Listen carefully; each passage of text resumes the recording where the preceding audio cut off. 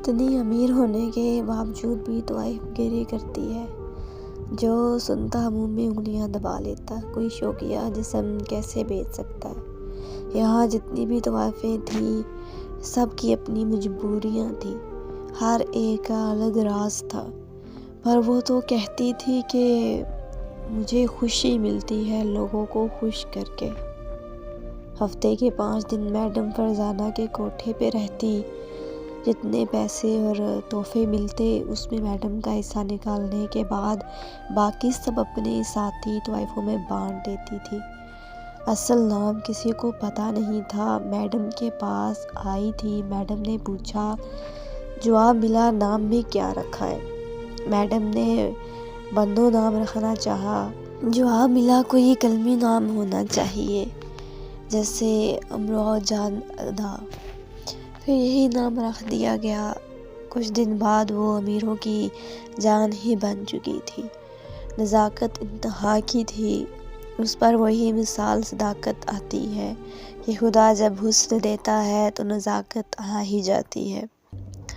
جب کوئی مرد اس کا جسم نوچتا، اس کے کہکے پوری طوائف گری میں گونجتے تھے۔ جو لڑکیاں گاہک نہ ملنے سے آپس میں گپیں لگا رہی ہوتی تھی، وہ ایک دوسرے کی طرف زوم معنی انداز میں دیکھ کر ہنستی تھی، لیکن اس کی ہنسی بھی عجیب تھی، جیسے کوئی برستی بارش میں سورج کا دیدار نصیب ہوتا ہے۔ 5 راتیں کوٹھے کے لیے وقف تھی اس کی۔ اگلی 2 راتیں کہیں سے ایک بڑی سی کار آتی اور اس میں بیٹھ کر چلی جاتی۔ ایک رات کے آخری پہر کوٹھے پہ سوتے سوتے چلانے لگی، بڑی مشکل سے اسے قابو کیا گیا، اس کی آنکھوں سے آنسو بہتے جا رہے تھے۔ سکون آور دعاؤں نے اسے جلد ہی خوابوں کی نگری میں پہنچا دیا۔ نیلی کہاں ہو تم؟ سردار عاطف نے اسے پکارا۔ وہ بدن پر تولیہ لیے غسل خانے سے باہر نکل آئی۔ غسل خانہ خواب نگاہ کے ساتھ مسلح تھا۔ دونوں کی شادی کو 4 سال ہو چکے تھے۔ عاطف آج بھی اس سے پہلے دن کی طرح چاہتا تھا۔ نیلوفر کو ابھی تک کوئی اولاد نہیں ہوئی تھی۔ سب نے عاطف پر دباؤ ڈالا کہ نیلوفر کو طلاق دے دو، وہ نہیں مانا، تو کہا گیا کہ اسے بھی رکھ لو، دوسری شادی کر لو، لیکن عاطف نے کسی کی نہیں سنی۔ وہ محبت ہی انتہا کی کرتا تھا۔ 4 سال بعد بھی ویسی محبت، نیلوفر بھی جان مارتی تھی اس پر۔ آج جب بلایا تو لہجے میں عجیب درد تھا۔ نیلی کتنا پیار کرتی ہو مجھ سے؟ سرتاج، وہ انتہائی میں سرتاج بلاتی تھی، اتنا کہ سر کاٹ کے قدموں میں رکھ دوں۔ اگر میں تم سے کچھ مانگوں تو انکار تو نہیں کرو گی؟ بے اختیار اس نے نمٹی میں سر ہلایا۔ سوچ لو سرتاج، اس نے شکوہ کنارہ لہجوں میں پکارا، مجھے کسی کی ایک رات چاہیے۔ کیا؟ نیلوفر نے کچھ نہ سمجھا۔ میں ایک رات فہمی کے ساتھ گزارنا چاہتا ہوں۔ کیا؟ اس کے آواز قطع ہونے لگے۔ فہمی، نیلوفر کی چھوٹی بہن، یہ کیا کہہ رہے ہو تم؟ وہ حیرت اور صدمے سے گم اس کی طرف دیکھتی رہی۔ ہاں، وہ کہتا رہا، میں نے صرف تم سے محبت کی ہے نیلی، پر میں دن رات اندر ہی اندر جلتا رہتا ہوں، تڑپتا ہوں، راتوں کو نیند نہیں آتی۔ ہاں نیلی، بس ایک رات اس کے ساتھ چاہیے۔ نیلی، ایک رات بس۔ نیلوفر نے اٹھ کر تھپڑ مارا۔ عاطف زور زور سے رونے لگا۔ مارو مجھے، مارو، میں اسی قابل ہوں، اور بچوں کی طرح پھوٹ پھوٹ کر رو دیا۔ نیلوفر جتنا بھی غصہ کرتی، مگر جو وہ پیار کرتی تھی وہ بہت بھاری تھا۔ کچھ دن بعد عاطف ہڈیوں کا ڈھانچہ بن چکا تھا۔ نیلوفر سے اس کی حالت دیکھی نہ جاتی۔ ایک دن عاطف لوٹا تو اس نے کچھ فائلیں اس کی گود میں ڈالی اور چپ کر کے پلٹ گیا۔ اس نے فائل کھولی اور دیکھا ایک خط پڑا تھا۔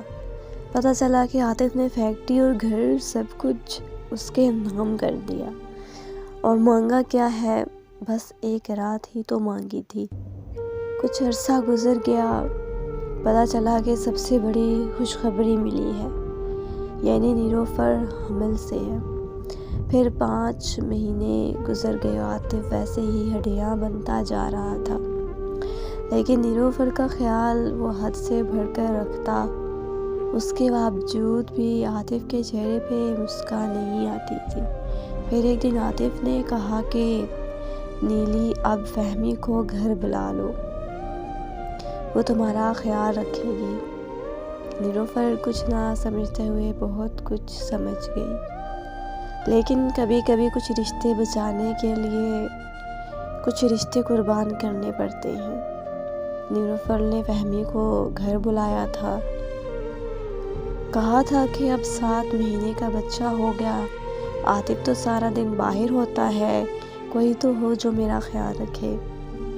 فہمی سارا دن چہکتی رہتی تھی، کہتی نام فہد رکھیں گے، پھر اس کے کپڑے سیتی، کئی جوڑے کپڑے بنا لیے اس نے، اور سارا دن فہد فہد کا نام لیتی۔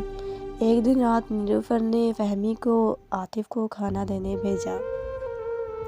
عاطف بیڈ روم میں بیٹھا تھا، فہمی واپس لوٹنے لگی تو دروازے میں نیلوفر کھڑی تھی۔ عاطف نے چونک کر اسے دیکھا، بس ایک رات۔ نیلوفر نے سرد اور سپاٹ لہجے میں کہا۔ فہمی کچھ نہ سمجھتے ہوئے بولی، باجی یہ کیا، رات کون سی ہے؟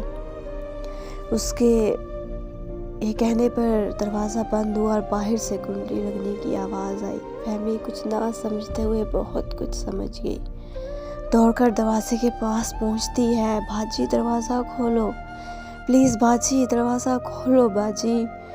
دروازہ کھلنے پر اس نے باجی کو بہت آوازیں دی، اور باہر نیلوفر اندر ہی اندر گھٹ گھٹ کر مر رہی تھی۔ غم کی شدت کے اسے رونے کی آواز کو بھی گلے میں دبا دیا۔ 2-3 گھنٹے بعد عاطف کی آواز آئی، دروازہ کھول دو۔ نیلوفر کو دروازہ کھولتے ایسا لگا جیسے ہاتھ کام نہ کر رہے ہوں۔ عاطف نے باہر آتے ہی نیلوفر کو چومنا شروع کر دیا۔ نیلوفر جلدی سے اندر بھاگی۔ فہمی بستر پر پڑی تھی، بالکل برہنہ، کپڑے نیچے پڑے تھے۔ اس نے جلدی سے کہا، فہمی مجھے معاف کر دو، میں مجبور تھی۔ اس نے فہمی کو کپڑے پہنائے۔ فہمی جیسے سکتے میں پڑی تھی۔ اٹھو میرے بچے، شاباش، مجھے معاف کر دو۔ باہر کہیں پانی گرنے کی آواز آ رہی تھی۔ عاطف نہا رہا تھا۔ نیلوفر نے فہمی کو زبردستی کھڑا کیا اور بیڈ سے پاؤں نیچے اتارے۔ ایک دم سے فہمی نے باہر چھلانگ لگا دی اور گھر سے باہر نکل کر کہیں اندھیرے میں گم ہو گئی۔ نیلوفر باہر کو لپکی، کہیں بھی اسے فہمی نظر نہیں آئی۔ اس نے فوراً اندر آ کر عاطف کو بتایا۔ عاطف جو غسل خانے میں تھا جلدی سے کپڑے پہن کر باہر نکلا۔ پھر دونوں باہر گاڑی میں فہمی کو تلاش کر رہے تھے۔ نیلوفر نے گھر کال کی، امی سے فہمی کا پوچھا۔ فہمی تو تمہارے پاس تھی۔ اس نے بتایا کہ میری طبیعت خراب ہو گئی تھی، فہمی میڈیکل اسٹور سے دوا لینے چلی گئی تھی۔ عاطف کہیں باہر تھے، کافی دیر ہو گئی، ابھی تک لوٹی نہیں۔ پوری رات آنکھوں میں کٹ گئی۔ انہوں نے صبح دوبارہ فون کیا، ابھی تک وہ گھر نہیں پہنچی تھی۔ صبح تھانے رپورٹ کروانے گئے، وہاں پتہ چلا کہ کسی لڑکی کو رات کسی تیز رفتار گاڑی نے کچل دیا تھا، اور گاڑی والا گاڑی بھگا کر چلا گیا تھا۔ وہ جلدی سے مردہ خانے پہنچے، جہاں لاش دیکھتے ہی نیلوفر بے ہوش ہو چکی تھی۔ ہاں وہ فہمی ہی تو تھی۔ شام تک پتہ چلا کہ یہ خودکشی اور زیادتی کا کیس ہے، کسی نے فہمی کے ساتھ زیادتی کی تھی۔ جس کے نتیجے میں اس نے خودکشی کر لی۔ زیادتی کرنے والے کی تلاش جاری تھی۔ نیلوفر گھر آ پہنچی تھی اور ابھی تک چپ چاپ تھی۔